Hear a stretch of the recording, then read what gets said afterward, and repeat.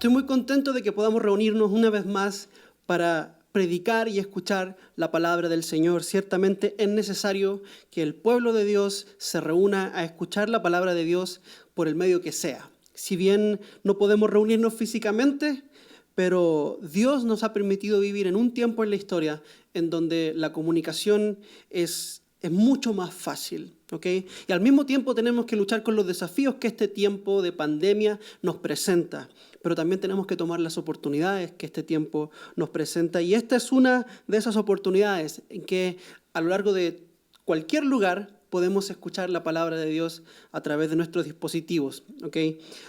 Hoy vamos a comenzar una nueva serie expositiva desde la carta del apóstol Pablo a los Efesios. ¿Okay? Yo he sentido la convicción del Señor de exponer esta carta y creo que vamos a sacar mucho provecho. Creo que el Señor va a transformarnos en la medida de que esta carta es expuesta delante de nosotros. ¿Okay? Es una carta para una iglesia no muy distinta a usted y a mí, no muy distinta a nuestro contexto, a nuestra iglesia, la iglesia Fortaleza, y estoy seguro que no es muy distinta a la mayoría de las iglesias de este mundo y de este país.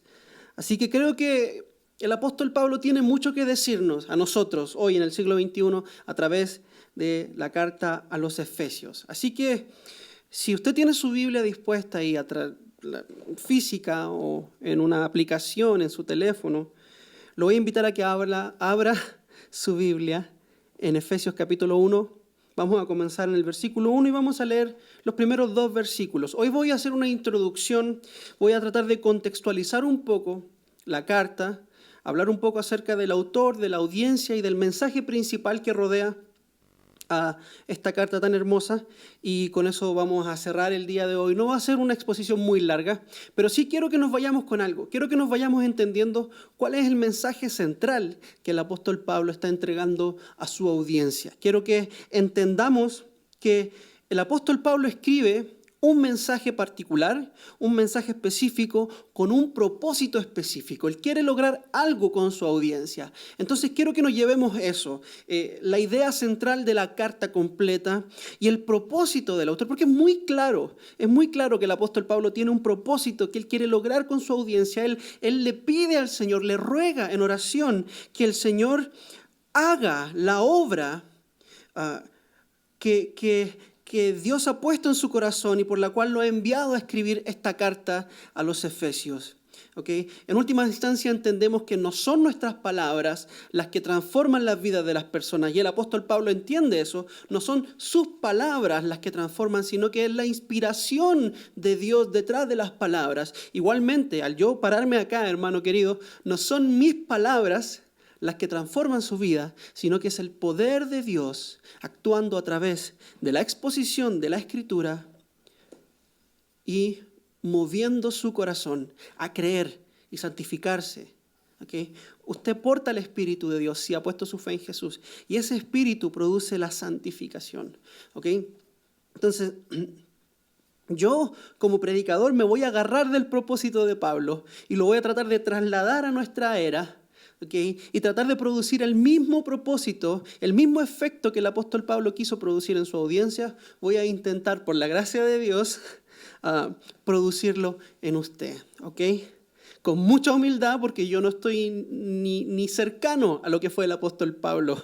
Así que voy a tratar de hacerlo con la mayor humildad posible, pero creyendo en la convicción de que el Señor me ha puesto en este lugar para este tiempo, para que usted escuche la palabra. Entonces, leamos la palabra del Señor. Efesios capítulo 1, versículo 1 al 2 dice lo siguiente: Pablo, apóstol de Jesús, por la voluntad de Dios, a los santos que están en Éfeso y que son fieles en Cristo Jesús. Gracia a vosotros y paz de parte de Dios nuestro Padre y del Señor Jesucristo. Oremos. Padre celestial, vengo delante de ti, Señor, humillado, honestamente quebrantado, Señor, por la hermosura abrumante de esta carta, Señor. Señor, las riquezas que podemos encontrar en tu palabra, en esta pequeña carta, son tantas, Señor, que tratar de explicarlas, Señor, en lenguaje humano a veces se vuelve una tarea tan difícil y tan imposible, Señor. Difícil labor la de un predicador, tener que pararse a hablar tu palabra, tratar de exponer algo que es tan maravilloso. Siempre nos quedamos cortos, Señor.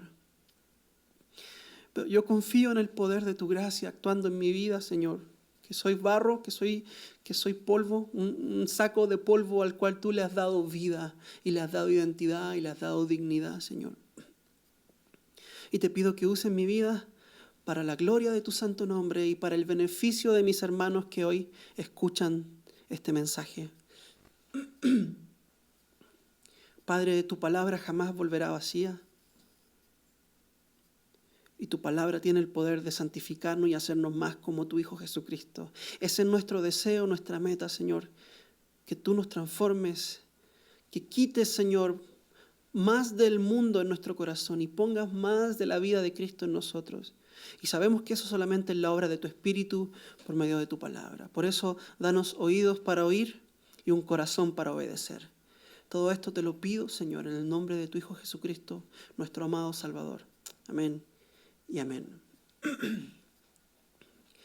Como pastores, muchas veces, yo creo que no soy el único que se ha preguntado esto, pero creo que muchos pastores se han llegado a preguntar esta pregunta: ¿qué podemos hacer para lograr que la iglesia camine más como el Señor?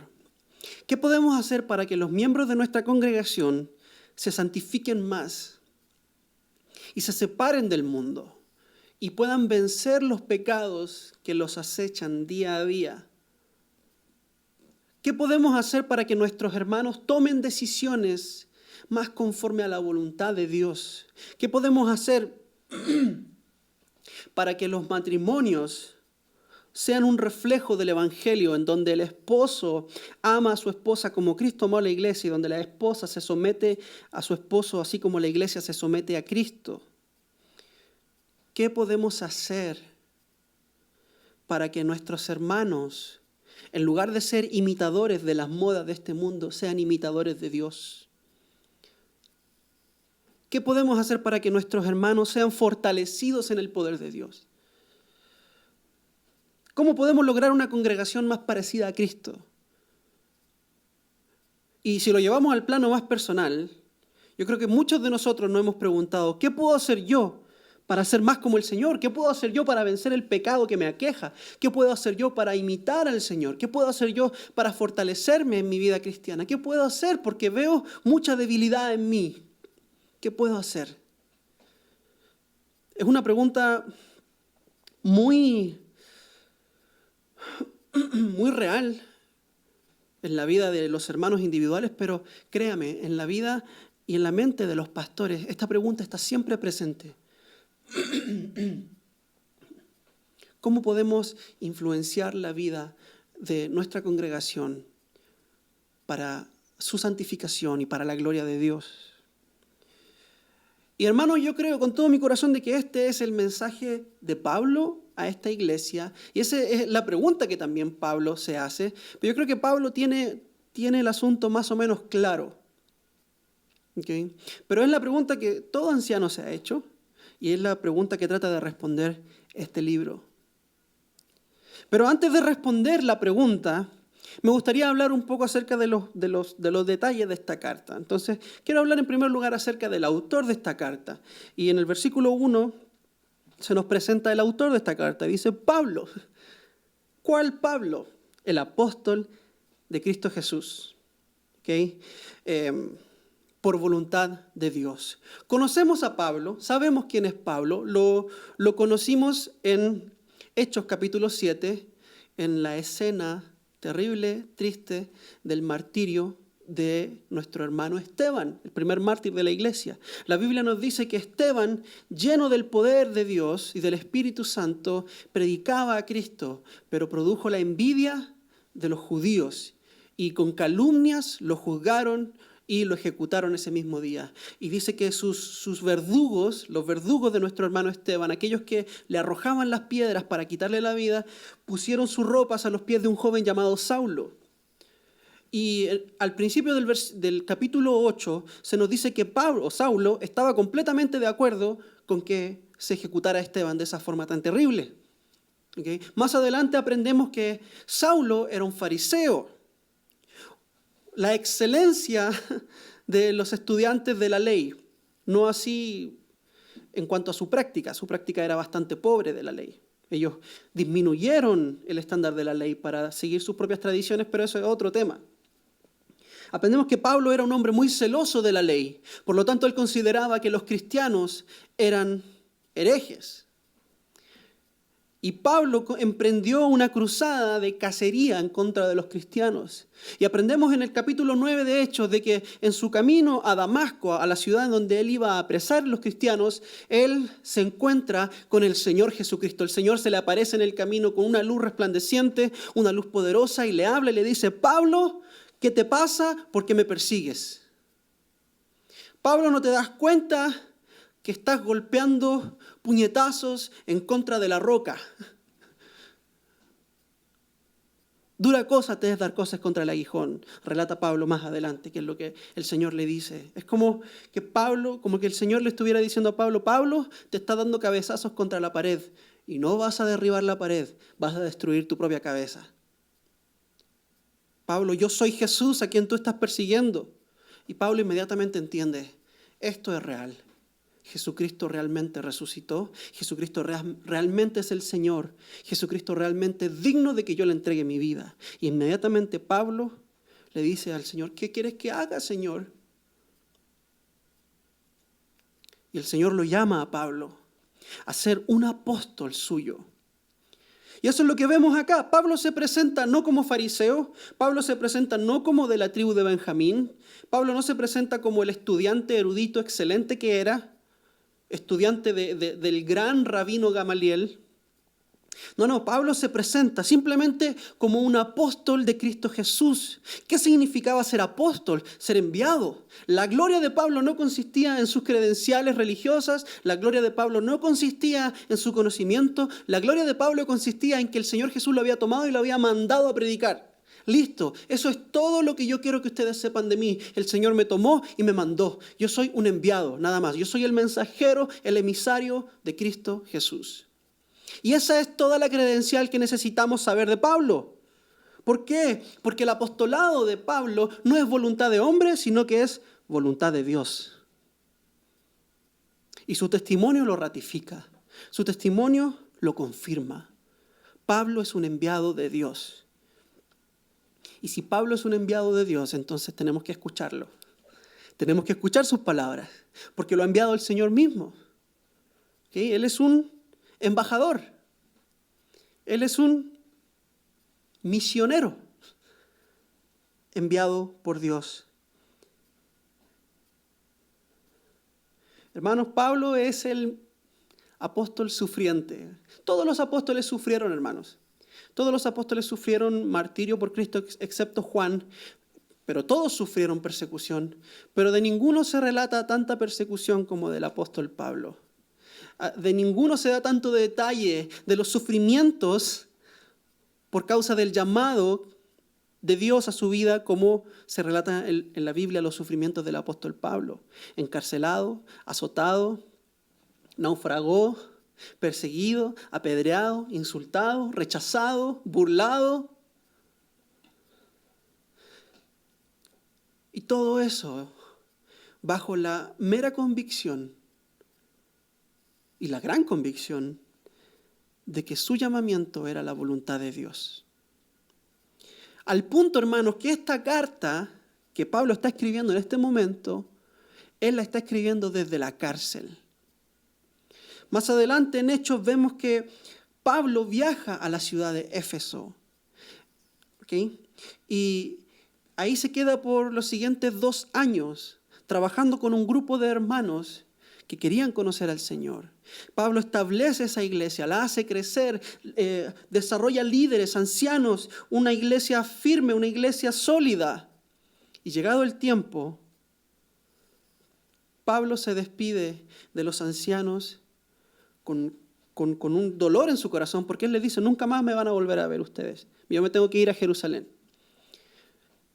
Y en Jerusalén probablemente me van a arrestar. Exactamente eso fue lo que pasó. Pero Pablo, antes de despedirse de los ancianos de Éfeso, después de haber vivido 2 años con ellos, Pablo les dice, hey, tengan cuidado porque de entre ustedes se van a levantar falsos maestros, lobos rapaces. Cuiden el rebaño de Dios. Ustedes saben que yo me entregué por completo a ustedes. Si alguno de ustedes se pierde, no va a ser por mi culpa porque yo les prediqué el evangelio de Jesucristo. Así que por favor cuiden al pueblo de Dios, cuiden a las ovejas del Señor, cuiden a la iglesia. Pablo era un pastor, tenía el corazón de un pastor. Pablo era un hombre que amaba a la iglesia porque amaba a Cristo, el Señor de la iglesia. Y en su viaje, Pablo, después de despedirse de los ancianos de Éfeso, llega a Jerusalén y en Jerusalén es arrestado. Y pasa un tiempo en Cesarea y después pasa otro tiempo en Roma, donde está encarcelado en una casa. Está viviendo casa por cárcel. Y en este proceso, en ese tiempo de encarcelamiento injusto, Pablo escribe una serie de cartas. Y entre ellas está Efesios. Escribe desde la cárcel, hermanos.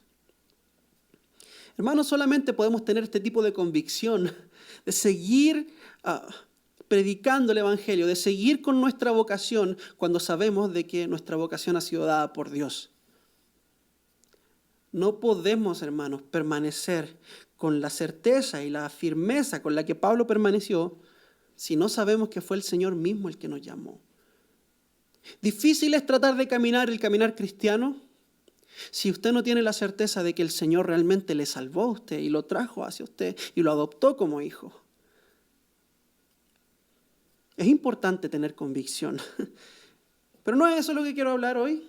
Nada más quería hablarles un poco acerca del autor de esta carta, el apóstol Pablo. Y ahora hablemos un poco acerca de la audiencia. ¿A quién le escribe el apóstol Pablo? En primer lugar, nos dice que él está escribiendo a los santos. ¿Okay? Él se refiere a ellos como santos. Y también les dice que son fieles. La palabra santo es agios, ¿okay? Que significa los separados. Los que han sido cortados y separados de este mundo por Dios, para ser de ellos. Son porción de Dios separada. ¿Okay? Hemos hablado de esto mucho. Yo he hablado acerca de la santidad y de la santificación. Y usted, como buen hermano que escucha lo que yo le enseño, usted sabe que la santidad es como cuando separamos un pedacito de la pizza, ¿cierto? Ese pedazo cortado es especial porque es suyo, es un pedazo santo. Ese es el concepto detrás de la palabra. Y Pablo se refiere a estos hermanos como santos, que están en el mundo, pero no son del mundo. Están en la ciudad de Éfeso posiblemente, pero no participan del espíritu que gobierna esa ciudad. Y ahorita vamos a hablar un poco de cuál es ese espíritu que gobierna la ciudad. Pero no solamente son santos, no solamente son separados para Dios, sino que también son fieles. Esto es importante, hermanos, porque tenemos que entender dónde están estos santos. ¿Okay? Algunos de los manuscritos más antiguos no contienen la frase que están en Éfeso. Entonces, posiblemente, esta carta sí fue enviada a los hermanos en Éfeso, pero posiblemente no, posiblemente fue enviada a los hermanos en Éfeso y a todas las iglesias de Asia Menor, del área en donde estaba Éfeso. ¿Okay? Probablemente esta carta fue una carta que circuló por todo ese sector que tenía características más o menos similares. Entonces se podría aplicar todo lo que se dice a cualquiera de las iglesias en ese alrededor. Pero hablemos un poco acerca de la gente que vivía en Éfeso. ¿Cómo era Éfeso, hermano? Éfeso era una ciudad costera muy, muy transitada. Era una ciudad que estaba a la orilla del mar y tenía un puerto gigante, ¿okay? Por lo tanto, era muy transitada. Era un centro de comercio, ¿okay? Era una de las 4 ciudades más grandes del Imperio Romano, ¿okay? Una ciudad muy importante por el comercio que se vivía ahí, por la transacción que ocurría, llegaban productos, salían productos. Era una ciudad muy estratégica para vivir, era una ciudad. ¿Okay? No era lo que nosotros nos podemos imaginar como gente en carretas, con burrí, gente pobre. No, hermano, era una ciudad, una metrópolis. ¿Okay? Un lugar muy importante. Pero parte de esa importancia no era solamente el aspecto económico, sino que también el espiritual, porque Éfeso era la casa, la ciudad en donde se encontraba el templo de la diosa Diana, o también conocida como la diosa Artemisa. ¿Okay? Y este templo era una construcción enorme, hermosa, gigantesca, considerada como una de las 7 maravillas del mundo antiguo. ¿Okay? Dedicado a una diosa pagana, a un ídolo falso, y en última instancia a un demonio. ¿Okay? Era un centro económico, pero también era un centro espiritual, un centro de idolatría, un lugar en donde la gente venía a rendir adoración a un dios falso. Pero no solamente era eso, sino que también era un lugar lleno de hechicería. Porque en Hechos, en capítulo 19, en donde habla acerca del llamado o la misión de Pablo en Éfeso, nos encontramos de que hay exorcistas, hay hechiceros, hay encantadores, hay todo tipo de gente que practica las artes ocultas. Se nos habla específicamente de 7 muchachos, hijos de un tal Esceva, que intentaron expulsar un demonio en el nombre de Jesús y en el nombre de Pablo, y vinieron donde el endemoniado y le dijeron: en el nombre de Jesús y de Pablo, que predica a Jesús, te echamos fuera. Y la Biblia nos dice que el demonio se quedó mirando a estos 7 muchachos, el hombre endemoniado, o el demonio a través del hombre endemoniado, se quedó mirando a estos muchachos y les dice: a ver, muchachones, vean, yo conozco a Jesús y también sé quién es Pablo, pero saben que yo no tengo idea quiénes son ustedes. Y dice que el demonio se les tiró encima, los agarró y los golpeó y los desnudó, y los muchachos salieron corriendo desnudos. También se nos cuenta que, producto de eso, muchas personas que practicaban la hechicería creyeron en el Señor, se arrepintieron de su pecado, confesaron su pecado y trajeron sus libros de hechicería y los quemaron en la plaza pública. Y ese día se quemaron tantos libros que todo el valor de esos libros costaban 50.000 monedas de plata. 50.000 monedas de plata, hermano. Usted no sabe cuánta plata es eso. Y el otro día yo estaba sacando la cuenta aproximada. Aproximada. Puedo estar equivocado, ¿ok? Pero eso corresponde aproximadamente a unos 600 años de trabajo, de un sueldo mínimo en la época. Hermanos, mucho dinero quemado.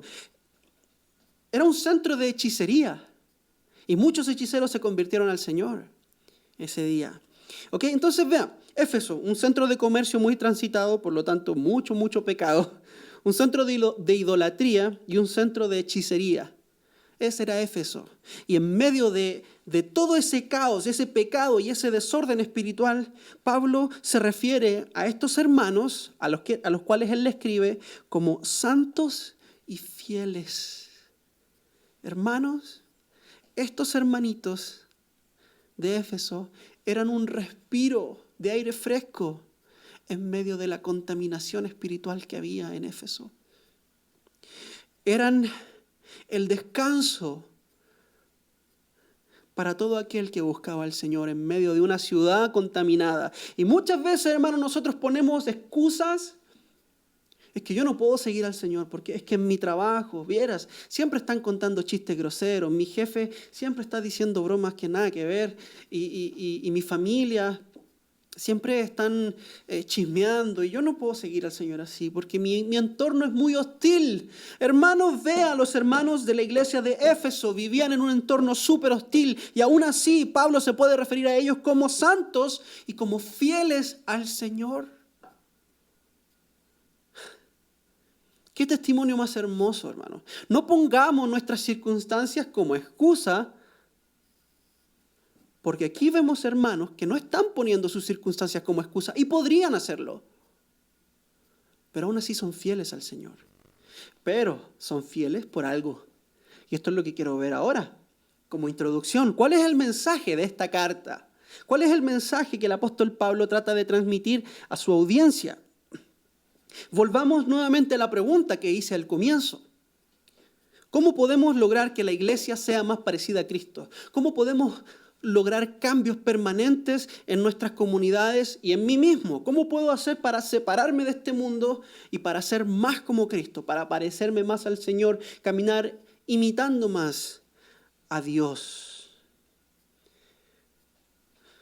La respuesta radica en el mensaje de esta carta. Y el mensaje es este. El mensaje de Pablo a su audiencia es este. Escucha muy bien. Dios ha bendecido a su iglesia. Dios ha bendecido a sus santos, a sus fieles, a su pueblo, a su cuerpo. Dios ha bendecido a los suyos con toda bendición y con toda riqueza espiritual en Cristo. Dios ha llenado a su pueblo de bendiciones y de riquezas espirituales en Cristo. Por medio de la fe en Cristo, usted y yo somos receptores de toda clase de riquezas espirituales. Somos ricos espirituales. Dios ha dispuesto un banco espiritual que nunca se acaba, que tiene una cuenta bancaria espiritual dispuesta para usted, que tiene su nombre y que no se acaba, que usted puede acceder a esas riquezas espirituales todo el tiempo, que son en Cristo. No son en sus fuerzas, no son en la iglesia Fortaleza, no son en el pastor Gonzalo, no son en el pastor Mario, no son en ninguna persona, ni en ninguna organización, ni ninguna institución, son en Cristo. Todas esas riquezas están dispuestas para usted porque Dios las ha dispuesto para usted y para su pueblo y para todos los que han creído en Él. Por lo tanto, ya que Dios nos ha llenado de tanta bendición y riqueza espiritual en los lugares celestiales en Cristo, por lo tanto, los santos, usted y yo, los santos deben vivir de una manera que refleje lo que Dios ha hecho por ellos. ¿Ok? Dios nos ha dado toda riqueza espiritual y nos ha bendecido con todo lo que Él tiene. Eso lo encontramos del capítulo 1 al capítulo 3. Pero del capítulo 4 al capítulo 6 encontramos lo siguiente. Por lo tanto, ya que Dios nos ha bendecido tanto, Dios demanda que nosotros vivamos una vida que refleje lo que Él ha hecho por nosotros. Una vida digna del llamamiento que Dios nos ha dado. ¿Okay? Dios demanda que vivamos en santidad, en santificación, en pureza. Y la pregunta entonces, ¿de dónde proviene la santificación? ¿De dónde viene la santidad? Este es el tema de la carta.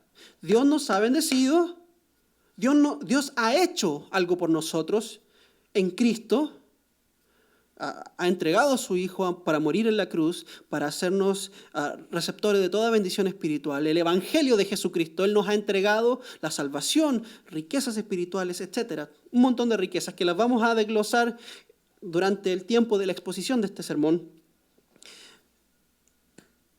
Y ya que nos ha bendecido tanto, Él demanda de nosotros que le obedezcamos, que nos santifiquemos, que vivamos conforme a su voluntad. Entonces, ¿de dónde vienen las fuerzas entonces para santificarnos y para ser más como Cristo? Y aquí es donde viene el propósito de la carta, porque lo que yo le acabo de mencionar es el tema de la carta, la proposición central de toda la carta. ¿Cuál es el mensaje? Ahora le voy a hablar acerca del propósito. ¿Qué es lo que Pablo quiere lograr? ¿Qué es lo que Pablo quiere conseguir con su audiencia? Pablo, él ora al Señor. Y en oración él le dice a su audiencia, yo quiero que ustedes santos puedan ver con todo el corazón, yo quiero que ustedes vean con todo el corazón que Dios los ha llenado de todas estas bendiciones. Quiero que ustedes sean capaces de verlas. Quiero que el Señor les abra los ojos de su corazón para que ustedes puedan contemplar estas riquezas espirituales y puedan asombrarse de ellas y puedan deslumbrarse con todas estas riquezas espirituales que el Señor nos ha dado en Cristo. ¿Cuáles son estas riquezas? Nos ha dado un llamado que produce esperanza, nos ha dado una herencia gloriosa, nos ha impartido con un poder extraordinario dentro de nosotros. El mismo poder que levantó a Cristo de los muertos mora en nosotros. Todas estas riquezas son para nosotros, con el objetivo. Quiero que vean esto, quiero que lo contemplen, quiero que lo observen, lo estudien, lo analicen, lo miren, lo disfruten. ¿Para qué? Para que puedan vivir una vida digna del llamado recibido. Esto es lo que Pablo está diciendo. Hey, hermanos, ustedes nunca van a poder vivir en santidad. Ustedes nunca van a poder vivir en plena comunión con Dios ni imitando a Dios a menos de que ustedes se detengan a contemplar lo que Dios ha hecho por ustedes. Lamentablemente, hermanos, nosotros hemos dado vuelta a este asunto. Y muchos de nosotros hemos crecido creyendo de que si yo hago tal cosa, que si yo me esfuerzo lo suficiente, que si yo me esfuerzo para dejar de pecar, que si yo me esfuerzo para ir a la iglesia, si me esfuerzo para leer la Biblia, que si yo me esfuerzo para orar, si me esfuerzo para dejar atrás todo lo que me aleja de Dios, entonces Dios me va a amar y me va a bendecir. Hermano, y eso no es el mensaje de Dios. Ese no es el mensaje del Evangelio, es todo lo contrario. Nunca vamos a poder santificarnos verdaderamente si seguimos teniendo esta mente de que si yo hago esto, entonces Dios me va a amar y me va a bendecir. De que si yo dejo de decir malas palabras, entonces Dios me va a amar y me va a bendecir. No, hermanos, el mensaje de Pablo es al revés. El mensaje de Pablo es, hey, Dios te ha llenado de bendiciones. Dios te ha dado vida nueva en Cristo. Dios te ha hecho pasar de muerte a vida. Dios te ha unido al cuerpo de Cristo por medio de la fe. Antes eras extranjero, pero hoy eres hijo de Dios. Antes estabas muerto en tus delitos y pecados y hoy Dios te ha resucitado a una nueva vida. Antes eras pobre, hoy eres rico. Por eso obedece a Dios. Dios establece su relación en las bases de lo que Él ha hecho por nosotros. Dios establece su relación con su iglesia, con nosotros, en base a lo que Él ha hecho en primer lugar por nosotros, y no en lo que nosotros hemos hecho por Él. Este es el mensaje del Evangelio, hermanos, que siendo aún pecadores, Cristo murió por nosotros, Él se entregó por nosotros, y nosotros le amamos a Él porque Él nos amó primero a nosotros.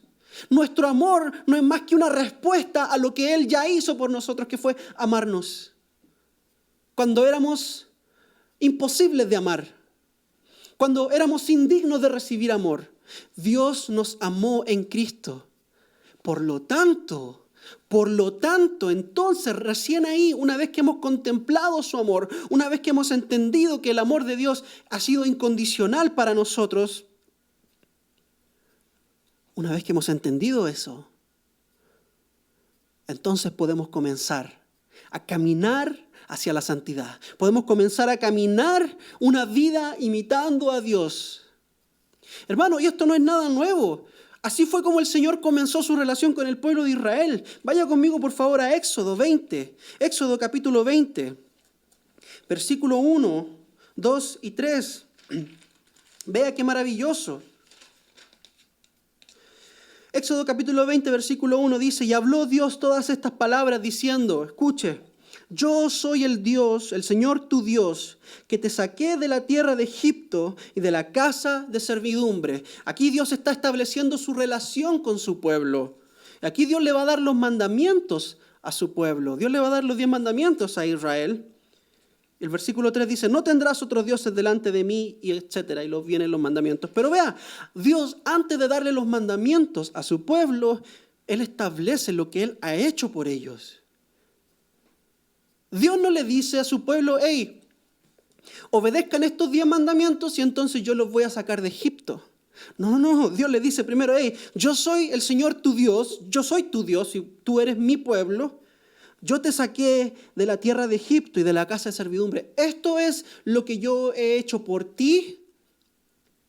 Y como yo he hecho esto por ti, tú eres capaz de hacer esto, de obedecerme. No porque tú seas muy poderoso, sino que porque mi poder mora en ti. Y esto es lo que Pablo está diciendo. Exactamente el mismo orden. Esto es lo que Dios ha hecho por nosotros. Capítulo 1, 2 y 3. Esto es lo que Dios ha hecho en Cristo por nosotros. Por lo tanto, esto es lo que nosotros debemos hacer en respuesta a su amor. Capítulos 4, 5 y 6. Hermanos queridos, este es mi mensaje en esta instancia, en este momento. Nunca vamos a lograr vivir una vida cristiana en santificación. Nunca vamos a lograr vivir una vida cristiana imitando a Cristo si siempre estamos enfocándonos en lo que nosotros podemos hacer por Dios.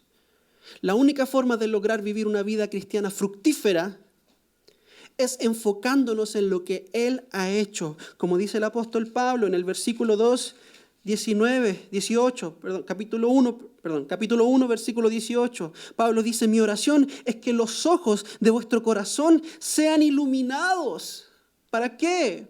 Para que sepáis cuál es la esperanza de su llamamiento, cuáles son las riquezas de la gloria de su herencia en los santos y cuál es la extraordinaria grandeza de su poder para con nosotros, los que creemos, conforme a la eficacia de la fuerza de su poder. Quiero que Dios les abra el corazón, hermanos, para que usted pueda ver lo que Dios ha hecho por usted. Porque solamente contemplando lo que Dios ha hecho por usted, usted puede realmente vivir una vida cristiana fructífera, poderosa en Dios. Es tiempo de quitar nuestra mirada de nosotros mismos, hermanos. Y es tiempo de poner nuestra mirada en lo que Él ha hecho por nosotros en Cristo. Cristo nos salvó. Cristo vino a este mundo, vivió la vida perfecta, cumplió la ley completamente, cumplió la ley, la obedeció y la culminó. Fue a la cruz, murió como un pecador, murió como usted y yo debimos haber muerto. ¿Para qué? Para que todo aquel que cree en Él no se pierda para siempre, sino que tenga vida eterna en Dios por medio de la fe en Cristo. Y si usted aún no ha creído en Jesús, este es el mensaje que yo tengo para usted. La salvación que Dios ofrece en Cristo está disponible para todo aquel que en Él cree. Para todo aquel que en Él cree. Y no importa cuál es su pecado. Cristo es mejor salvador de lo que usted es pecador. Cristo es más poderoso salvando que usted pecando. Y si usted oye la voz de Dios hoy, diciéndole, arrepiéntete de tu pecado, mira a la cruz, mira lo que Dios ha hecho. Y si usted pone su fe en la obra culminada, terminada de Cristo en la cruz, y viene pobre de espíritu en su corazón delante de Dios pidiendo perdón, yo le aseguro, Jesús dijo, el que viene a mí yo no lo echo fuera. Dios va a rescatar su alma, le va a dar un nuevo corazón, una nueva mente, y le va a dar nuevos deseos para hacer la voluntad de Dios. Esto es lo que vamos a ver durante las siguientes semanas, hermanos. Lo primero que vamos a ver es qué es lo que Dios ha hecho, cuáles son las riquezas que Dios nos ha dado. ¿Cuáles son estas riquezas en Cristo que hemos recibido usted y yo, que son maravillosas? Las vamos a ver una por una durante las siguientes semanas. Pero también vamos a ver qué es lo que el Señor demanda de nosotros y cuál es la vida que nosotros debemos vivir conforme a las riquezas que Él nos ha dado. Amén. Vamos a orar. Padre Celestial, muchas gracias por tus bendiciones, por tus riquezas espirituales que nos permiten, Señor, mirar hacia Cristo y vivir una vida verdaderamente santa, vivir una vida verdaderamente justa, no por nuestras fuerzas ni por nuestro poder, sino que por el poder del Espíritu que mora en nosotros, el poder de la fuerza que levantó a Cristo de los muertos, mora en nosotros, pues hemos creído en el sacrificio de Cristo. Permítenos, Señor, gloriarnos en la cruz, gloriarnos en lo que tú has hecho por nosotros, por medio de Cristo. Y no gloriarnos por lo que nosotros podríamos hacer, Señor, porque todo lo que nosotros podríamos hacer son trapos de inmundicia delante de ti. Te agradezco, Señor, porque tú eres bueno y tu misericordia es para siempre. Gracias por esta instancia, Señor. Y yo te pido que la palabra que tú has puesto hoy en mi boca se implante en el corazón de mis hermanos y produzca fruto. Fruto que no perezca. Fruto que madure y que sea para vida eterna. Todo esto te lo pido en el nombre de Jesús. Amén y amén. Que el Señor le bendiga. Nos vemos en la próxima oportunidad.